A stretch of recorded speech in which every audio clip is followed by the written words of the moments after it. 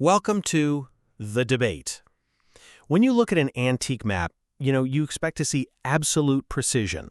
Right, sharp lines. Exactly. Sharp, black, definitive lines. They look like the product of pure mathematics, just this unyielding geometry that neatly separates, here from there.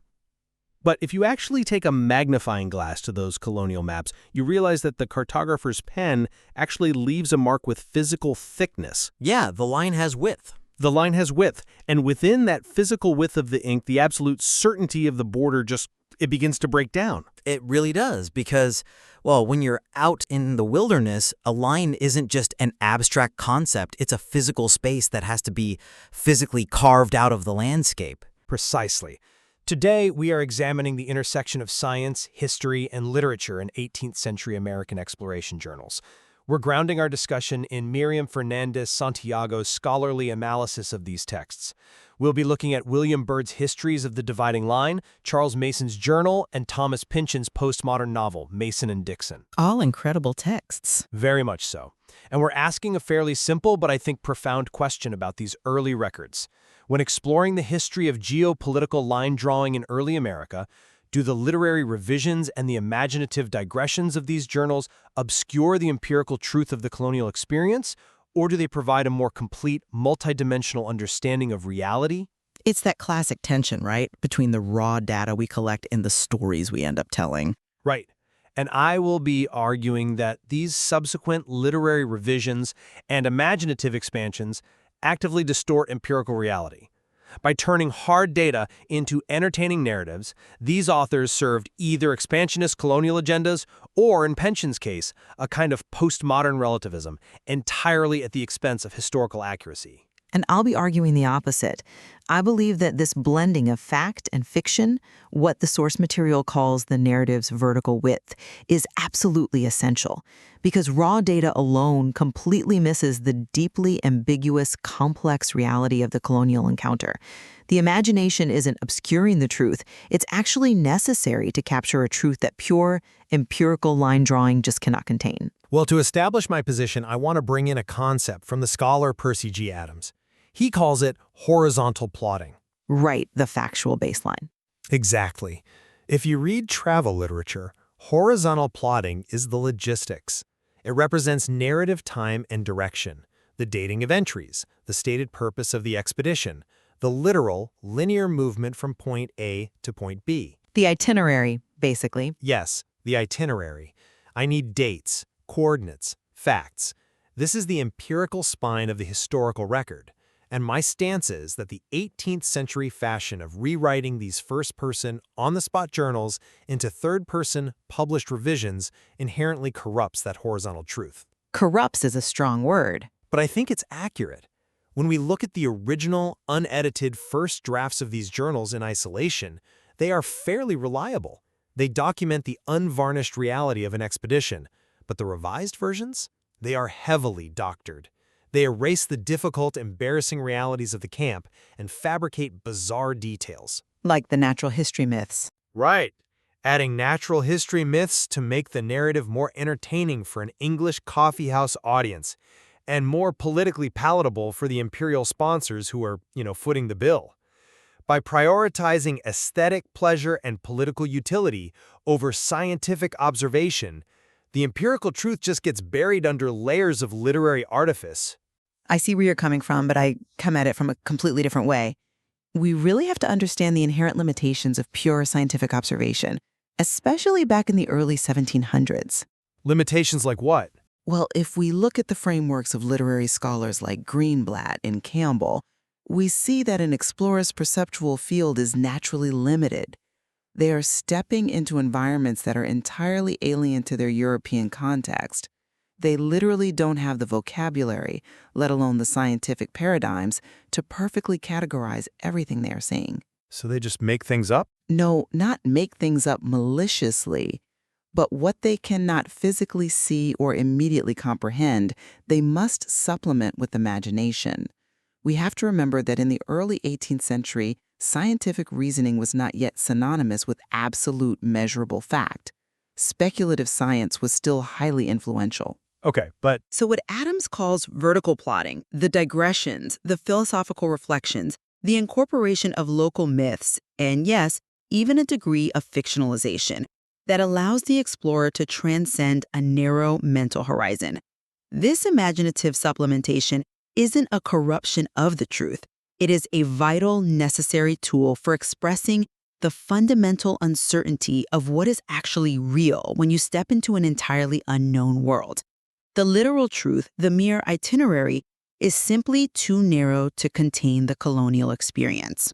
Okay, you're talking about pure scientific observation versus imaginative truth, which sounds great in theory, but let's test that against reality.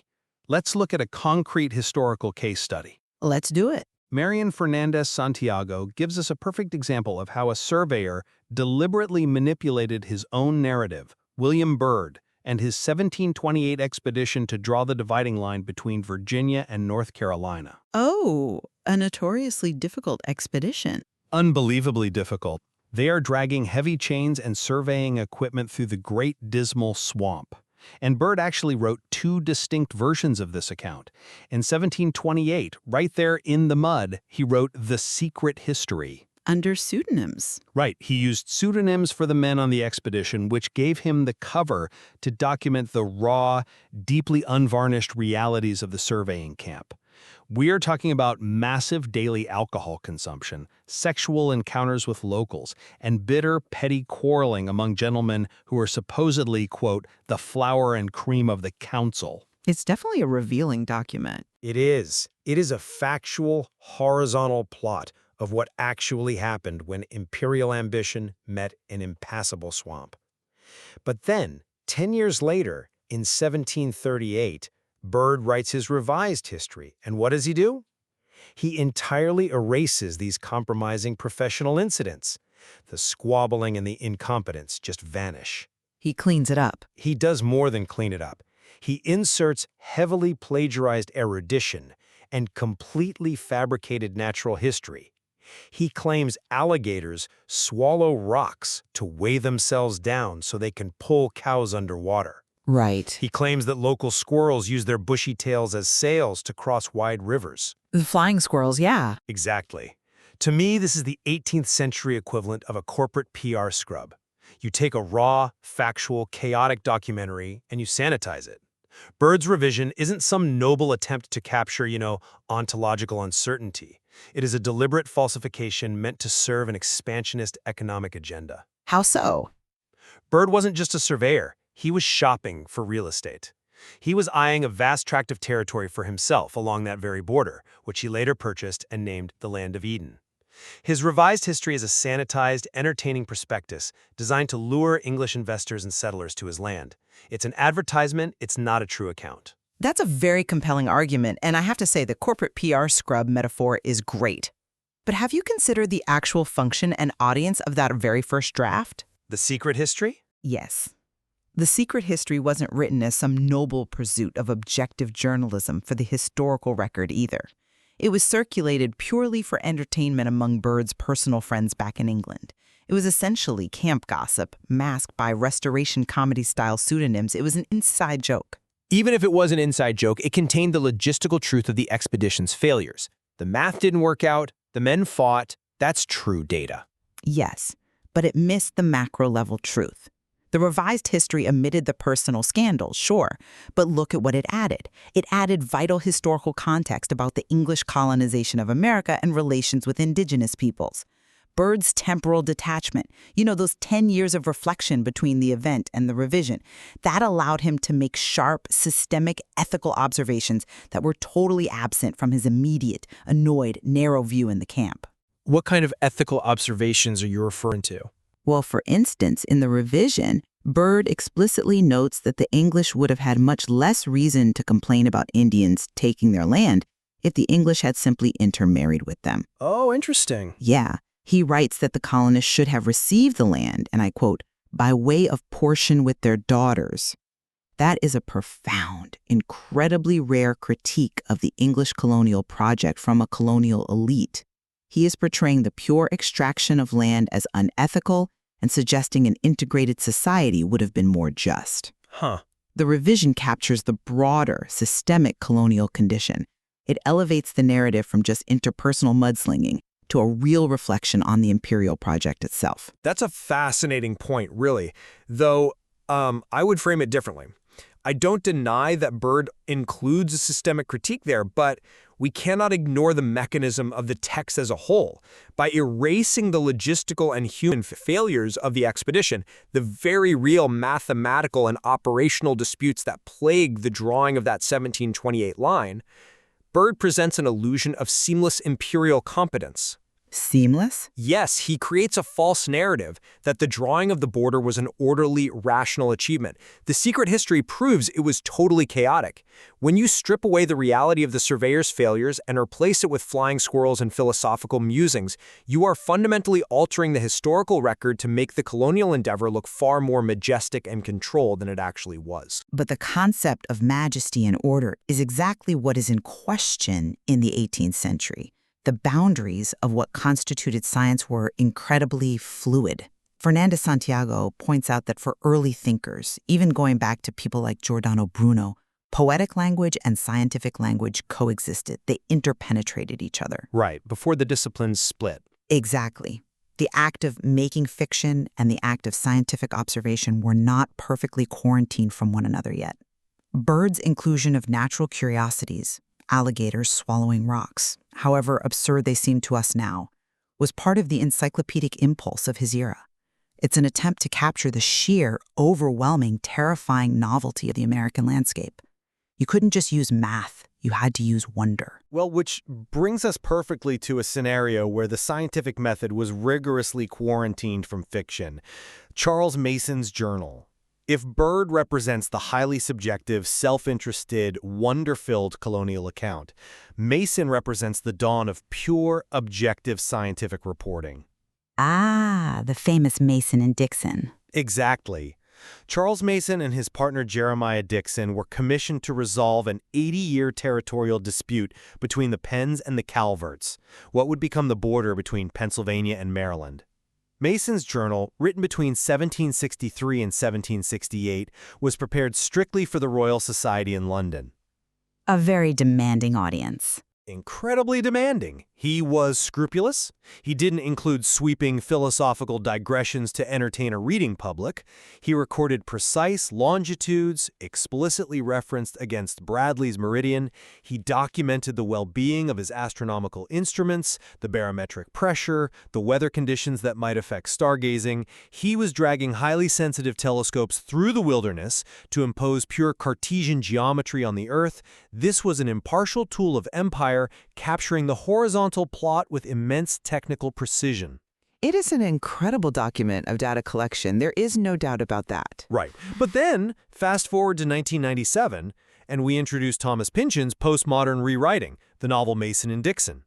Pynchon takes this incredible, pristine scientific document and introduces paranoia, historical anachronisms, and a totally unreliable narrator in the form of Reverend Wickes Cherrycoke. A great character, by the way. Sure, as fiction. I see why you think that blending fact and fiction captures a deeper truth in Byrd's case. But let me give you a different perspective here. Applying postmodern relativism to concrete scientific achievements actively undermines the historical record. It turns an act of immense, grueling technical precision, drawing the Mason-Dixon line, into a relativistic fantasy.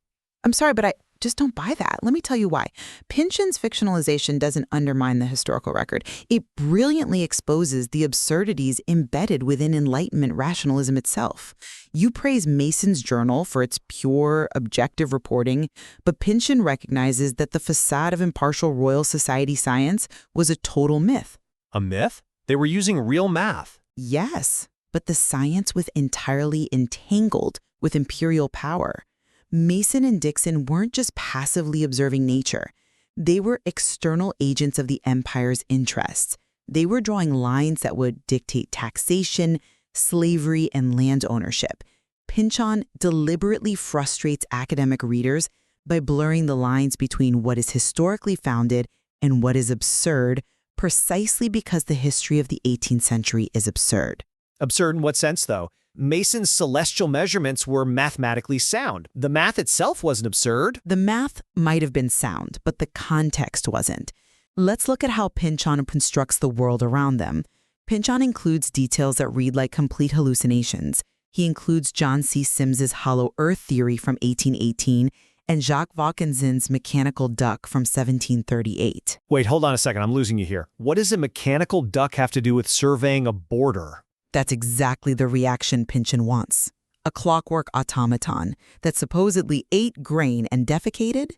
These sound like pure postmodern inventions designed to annoy a historian. But they are absolutely historically founded. Real people, highly educated people, genuinely believed in them. Okay, fair enough. Now contrast that mechanical duck with actual documented history. Fernando Santiago highlights the 1752 calendar reform as a prime example.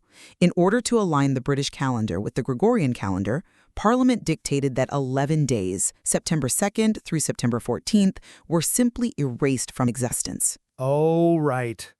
People literally went to sleep on the 2nd and woke up on the 14th? Yes. Can you imagine the psychological impact of that? There were riots because people genuinely believed the government had shortened their lives by 11 days. Wow. Right? If you read that in a sci-fi novel, it reads like supernatural fiction, a government decreeing that time itself is leaping forward. Pynchon uses these historical realities to show that the 18th century rationalist project was already operating on the edge of the fantastic by reintroducing the East India Company, the Jesuits, and sweeping colonial conspiracies into the narrative of Mason and Dixon. Pynchon reveals the hidden forces of imperial interest operating behind the supposedly impartial science. He is saying that the rationalist representation of facts is a lie by omission if it ignores the paranoia and the massive power structures manipulating the surveyors. Okay, I hear that. But by throwing everything into a blender, by having his narrator, Cherry Coke, claim to be a witness to events where we know for a fact Mason and Dixon were completely alone in the woods, Pynchon strips the reader of their footing.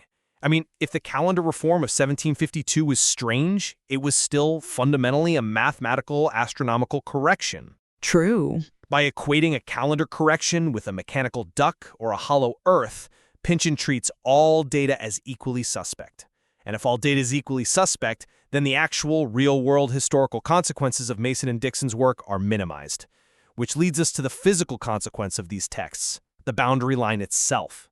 Exactly. This is where the narrative line becomes the physical line. Right. The act of writing these journals is permanently, inextricably linked to the literal drawing of boundaries on the earth. And that line drawing is a brutal, binary, geopolitical act. Its entire purpose is to enclose land for the empire and to determine which colony receives the taxes. Fernando Santiago refers to the journals as tools of metonymic appropriation. Which is such a brilliant concept. It really is. But let's break it down for a second. Metonymic appropriation basically means the part stands in for the whole. The explorer acts as a new atom. He sees a fragment of a river or a valley, he names it in his journal, and through language, the empire claims the entire region. You name it, you own it. Precisely. You name it, you own it. And I'm not convinced by your defense of Pynchon or Byrd, because celebrating the width of the narrative, these vast, imaginative digressions, the philosophical musings, the mechanical ducks, it feels like accepting a rhetorical smokescreen. A smokescreen? Yes, it distracts from the brutal, linear reality of colonial theft, the physical line drawn by Mason and Dixon, displaced indigenous populations. It doesn't care about philosophical musings. It is a Cartesian vector, a perfectly straight mathematical line on a grid designed for appropriation. The more a journal digresses into fantasy, the more it obscures the geometric violence of the border it is actively drawing. I hear you, I really do. But you are entirely reliant on Cartesian geometry here. And the historical reality explicitly argues that Cartesian geometry is totally inadequate to capture the reality of the border. The physical line is not just an imaginary, dimensionless binary marker on a map. Out in the actual wilderness, it is the visto. Right, the cleared path through the forest. Yes, the visto. To draw a mathematically straight line through dense American old-growth forest, they couldn't just use a pen.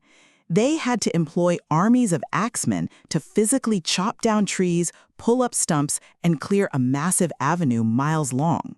The visto has length, yes, extending westward, but it also has physical width. It is a scar on the earth.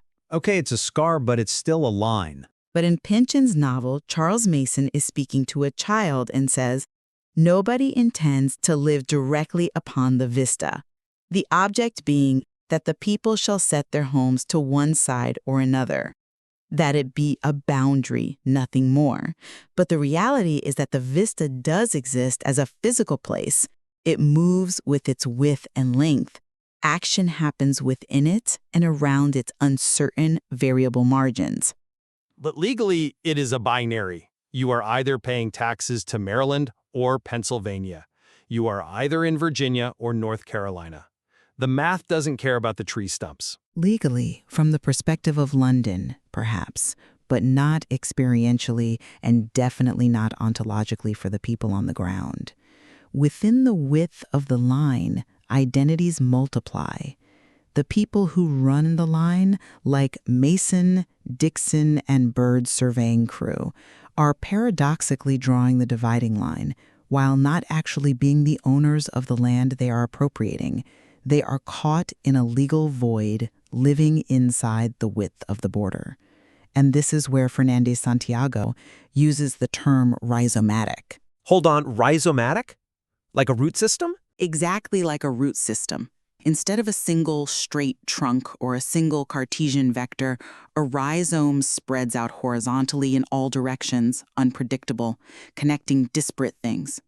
The width of the travel narrative, its rhizomatic inclusion of the strange, the possible, the paranoid, and the contradictory, is the only adequate instrument to capture the messy reality of the visto. Pure scientific definition completely breaks down in this space. So the digressions are the roots. Right. The narrative's digressions aren't a smokescreen to hide the violence. They are an accurate reflection of a space where binary divisions fail.